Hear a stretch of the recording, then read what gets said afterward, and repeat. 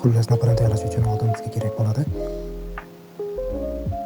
sariyog', un, suv, tuxum, sirka va aralashtirib, hammasini qarib va xalidnikka tindirib olib, 8 bo'lakka bo'lib va hammasini yoyib pishirib olamiz. Va bizga kerak bo'ladi krem uchun sariyog' va moloko. Ikkalasini aralashtirib, ustini tayyorlanadi va tayyor bo'ladi. Mana sizga siri. Bunaqa ajoyib pijotni tayyorlash uchun bizga nimalar kerak? Boshladik.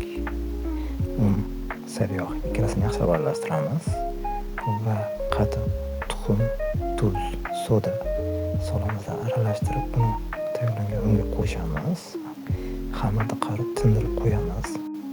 Qiyma, kartoshka, piyoz, dumba, ziralar va yog'ni qo'shib aralashtirib, xamirni ikkiga bo'lib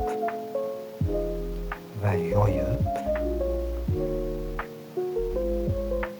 va qiymamizni solamiz.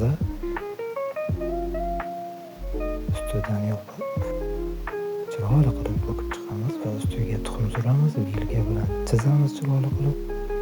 Ziralarni solamiz, tuxumga tiqamiz. Mana tayyor.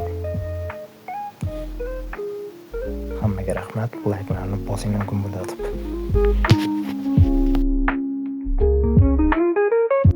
Yana bitta kam chiqimlik ajoyib shirinlik tayyorlaymiz. Uning uchun bizga kerak bo'ladi shakar, tuxum aralashtiramiz, yog' solamiz, aralashtiramiz, un solamiz, aralashtiramiz, tindirib qo'yamiz va buni timaloqlar qilib duxovkaga tayyorlab solamiz va albatta shakari bilan va stakan bilan esa ustidan bosib chiroy berib duxovkaga tiqib yuboramiz va keyin tayyor bo'ladi.